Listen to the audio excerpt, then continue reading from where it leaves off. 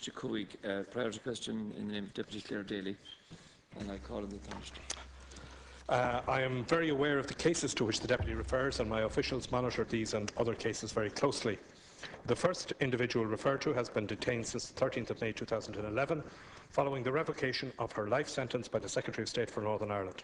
Genuine concerns have repeatedly been expressed about several aspects of this case by deputies on many occasions, and I have raised them very frankly with the British Government, most recently when I met the Secretary of State for Northern Ireland on Monday the 11th of February. I have been advised that the parole commissioners will determine on the issue of her continued detention in March. In relation to the second individual referred to, the British authorities have confirmed that he was released under licence in 1992. Secretary of State for Northern Ireland revoked that licence in April 2010, and the individual has, as a result, been in custody for the past 2 years and 9 months. I understand that an appeal in relation to the case will be heard by the Supreme Court in Belfast shortly. As the case is the subject of an ongoing legal process, it would be inappropriate to comment further at this time. Thanks, Mr. Cora, and I do appreciate that the Taoiseach has raised these matters, but I think all of us need to do more.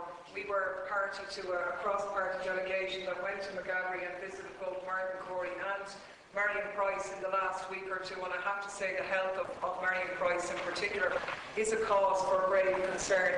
And I think we all have a role of putting pressure not just on the British authorities but also the Northern Ireland administration, because Deputy O'Sullivan is quite correct. Minister Ford could release these people on compassionate grounds at the stroke of a pen.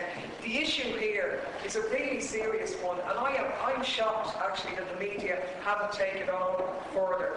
Here we have two people who have been in prison for almost 2 and 3 years respectively. They don't know the charges against them. Their solicitors are not entitled to the evidence against them.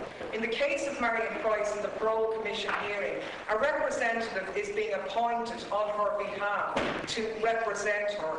This is a person that she can't meet, who can't discuss with her and can't talk to her. This person will attend her hearing, which will be held behind closed doors, which she herself is not allowed to go to. Now, if this was going on in some tin pot African dictatorship, they'd be banging down the drums demanding justice. It's happening on this island, and it is absolutely, in my opinion, unlawful and disgraceful. And I would echo the point made by Deputy. Can we get some official in here from the Southern Government to go in and be a public voice at that hearing? Can we demand that the case is held in public, that Marion Price herself can go, that her solicitor can go, and could we begin to address these cases in the broader European Union community, because it's a serious erosion of civil rights? Well, there are two cases referred to in the question. As I said, in one case, there is a Supreme Court hearing to be held shortly on that, so I can't really say anything further about that particular case. In relation to the second case, the position there, as I've said earlier, is that the individual was sentenced to 2 life terms of imprisonment and 20 years imprisonment to run concurrently.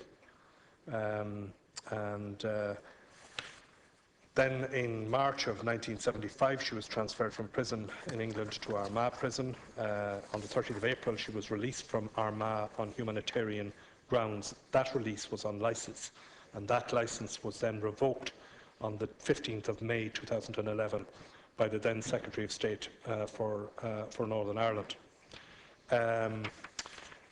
There was then an issue about the terms of that revocation. The Secretary of State for Northern Ireland and the Northern Ireland office informed us that the parole commissioners considered the terms of the Royal Prerogative of Mercy after receiving submissions on behalf of the prisoner, and the Secretary of State had ruled that the life sentences were not in fact remitted by the Royal Prerogative of Mercy, and that the individual remained subject to the life sentence. Prison's policy itself, conditions prevailing within them, is a devolved matter which is the responsibility of the Department of Justice in Northern Ireland and an executive agency of that department and the Northern Ireland Police Service. I have received a briefing on the assessment of the parliamentary delegation which visited McGavery Prison. My officials are monitoring this situation very closely. It is the subject of discussion between me and the Secretary of State, and between officials of my department and corresponding officials in the Northern Ireland office, and that will continue to be the case. I'm very much aware of it. Final supplementary. I think, you know, if people have done something wrong and have broken the law, they should of course be brought to justice and brought to trial.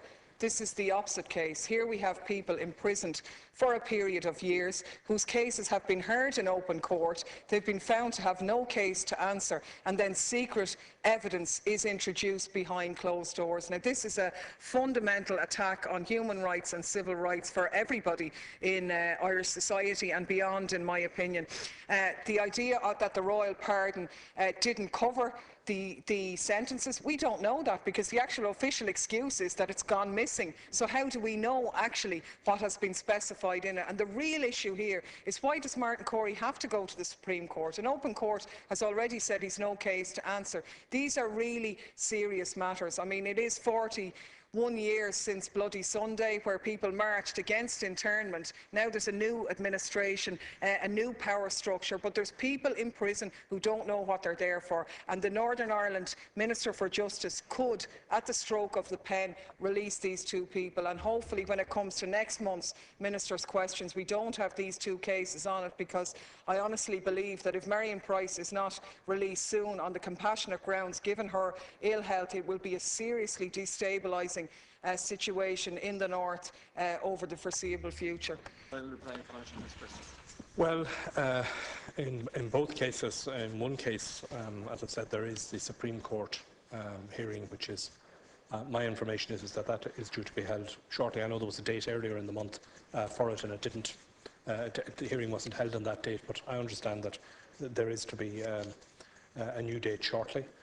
The parole commissioners, my understanding is that they are going to hear the Marion Price case in early March. 3 dates have been indicated to me as to when it will be held, and it has been indicated to us that there will be a decision shortly after that. Now, clearly, we can't prejudge what that decision is likely to be, but I will certainly be keeping a very close watch on what is happening, and my officials will be doing that on my behalf.